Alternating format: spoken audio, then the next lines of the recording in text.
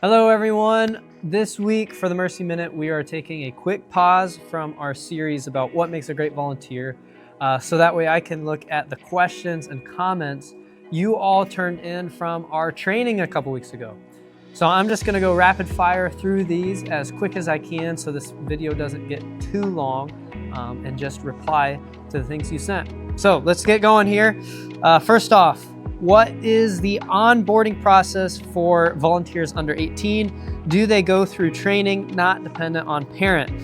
So yeah, they have the same exact process for onboarding. You know, they come to an onboarding Sunday, they go through a walkthrough with me or Meredith, they shadow in a room, and they go from there. So that process is completely the same. The only caveat is if they are in middle school or under, they do have to have an adult with them.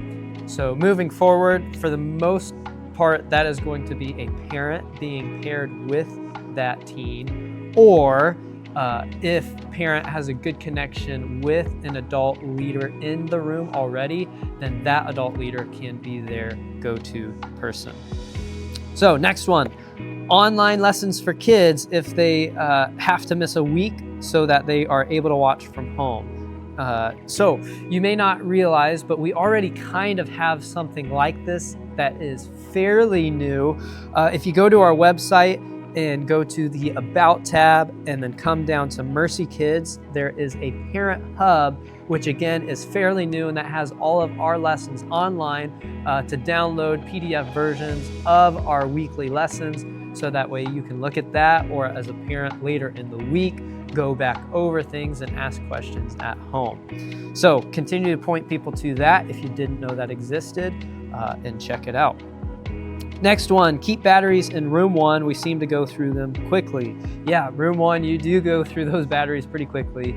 All of our tools to open up the toys and change those things, and then the batteries and supplies like that are always going to be in the Mercy Kids office.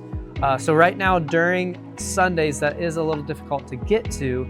However, if you need something, just grab me. I am more than willing and always available to go get that. And if for whatever reason I'm not able to get to it on a Sunday morning, set that toy aside, let me know, make a note, whatever, and I will take care of it during the week. No bother to me to do that. Next one, room 1 and 2 need to have sticker name tags. The others get pulled on and chewed on. And yeah, that happens a lot in those rooms. Unfortunately, with the printers that we have in the system, with Planning Center and everything, those name tags are the only ones that we can use with all of those to be able to work together. So what I like to do is if that starts to happen, is I'll take the name tag off the kid and I'll just stick it on the wall or stick it on the counter, so that way it's right there for pickup, and then just make sure you're letting the other volunteers in the room know that you did that, so that way they don't think the name tag's lost, or at pickup they know where it is to match with the parent. Next one, in nursery and the walkers room, it's hard to have snacks even when they are on their own. The ones without snacks want some too. They don't understand and can get upset. So this is coming from when we were talking about in rooms 5 and 6, the snack and the drink policy. So those older kids aren't supposed to bring snacks from home into the room, because one of the reasons is the other kids can get jealous of that snack. So same thing happening with the younger kids here. However, a lot of those kids are on a pretty specific schedule from mom or dad, and so we want to do our best to follow along with that. So in the future, Sandy and I are hoping to have a general snack offered for these rooms, fingers crossed maybe, and when we get into our new space next year, so this is looking pretty far into the future, hoping to have something like one of these. Hopefully this picture is showing up where you can see it, just to make snack time easier, have the kids up out of the way, so other kids aren't getting into their snack or anything like that.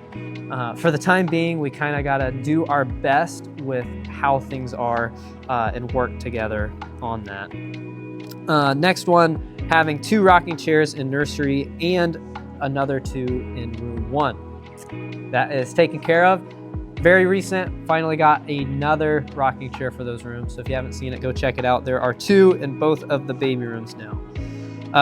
Next, having a cross or a heart decal on the Indiana State decal in room 6 that represents where Mercy Road Northeast is. I actually really like this idea because I think it's engaging for the kids to be able to see that, and it's creative. I love it. That is something that I can bring up to other people. Unfortunately, that final decision for those kinds of things is not up to me. However, because I do like this idea, I will bring it up and just see what happens. Next one, printed or posted rules of what teen helpers can or can't do, specifically in nursery in room 1. So I think this is relation to when we were talking about the diaper changing policy and potty training policy and all those things. So the policy is still gonna stay the same. Teens don't have a background check, which I think is where this question is coming from. So are they allowed to change diapers? Are they allowed to take to the bathroom? I would say if you as the adult can be there with them, that would be fine. But there will always be an adult in the room with these teens. So that responsibility most of the time is going to fall to the person who is background checked.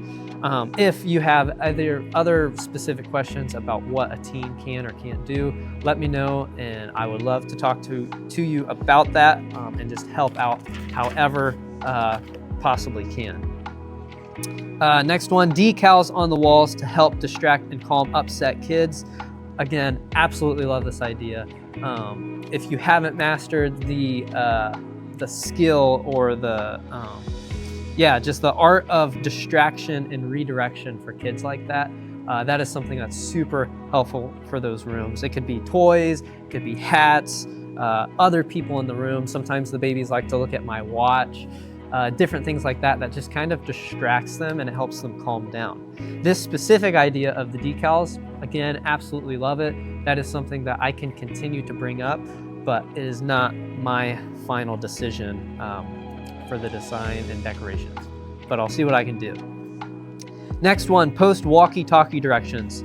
I'm working on this, actually currently working on making this and printing it off to put in the rooms, just to let you know, 1, how to use the walkie-talkies, and 2, what specific situations you should use it for.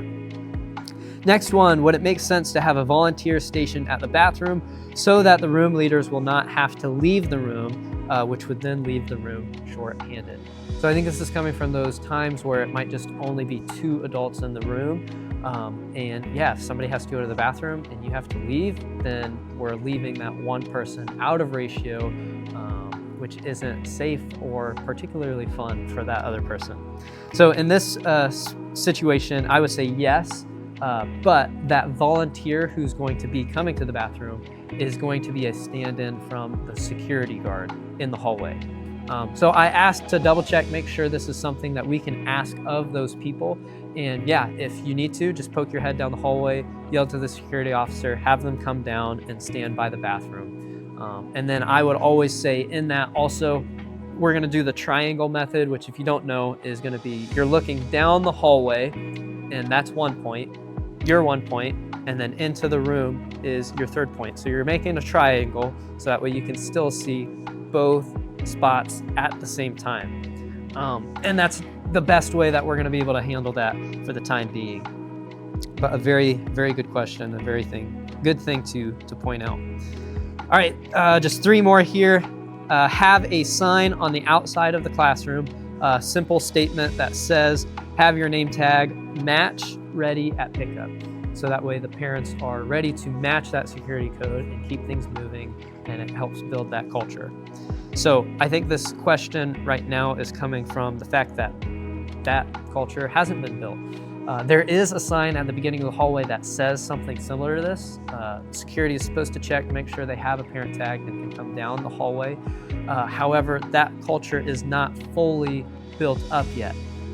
So I could have a sign like that, but it's going to be most effective when it's coming verbally from you as the volunteer. So I would say the first parent that comes up, say that to them right away. And once they get it out, theoretically, the next people in line are going to be able to see that and hear that and have their parent tags getting pulled out and having them ready. And as we hit that consistently, that is going to be something that parents are prepared and ready to have happen as they approach. And again, ask that of every parent, even if you know them, because it helps set that standard for when you don't know the parent. Last two, also examples of what to say when dropping off kids who are sad or hanging on to their parents. Yeah, this can be tough when the parent is, or not the parent, when the kid is crying and upset and not wanting to come, and the parent is not entirely sure what to do to hand them off or do that. This is something that I could add to the appendix as something to reference and look at, or send a resource to you all, or even have a specific Mercy Minute talking about this. My only hesitation with posting it in the room, so I don't know, may or may not end up doing this. My only hesitation is that in the moment when the kid is there, it kind of breaks the connection if you stop and then look at something and read it and then come back. And it could even make you just sound a little robotic as you're just reading something off to the kid. And so really this is something we've got to build the skill up for, and as the experience comes, just continue to do your best and your best and your best, and you'll get better at it. But yeah, I'll see how I can be effective to help you in that. Last one here. It would be helpful to sit with volunteers from the same room so you can talk with them about what might work best and give consistency from week to week. Absolutely love this idea. For our next training, which is hopefully going to be in the spring, I think I will implement this so that way you all can sit together and discuss things. But also, until then, I want to keep this heart and this kind of outlook on things, and maybe even try for all of you between services just to have a touch point with each other. Talk about, what was working at first service. Maybe if you're a second service volunteer, talk to the first service about something you did in the previous week or something you want to try that day. Continue to build that consistency from hour to hour and week to week so you all are on the same page. If you have any ideas about how to build that connection and continue to go that way, send them my way and I will continue to work on that. All right, thank you all again for sending these in, dropping them off. If you continue to have questions or comments about things, you are always welcome to grab me on a Sunday, text the Mercy Kids phone, or email me, however works best for you. But yeah, thank you all, and I will see you soon.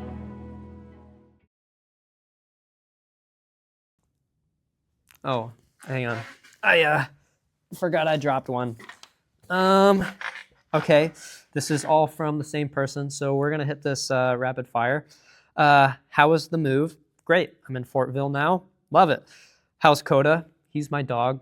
He's doing good, needs a haircut though. Where is your hat? On my head. I have lots of other hats at home though. Did you wash your hat? The hat you're asking about? Not yet, and I haven't worn it. It doesn't smell good. Why are you so Sigma? I'm not sure how to answer that because I actually don't really know what that means. What is gluten-free pizza made out of? I don't know. Is water wet? Yeah. Is your scooter electric? I have a scooter in my office. It is not electric. That would be cool though. Will you, Josiah, serve at Mercy Students soon? Probably.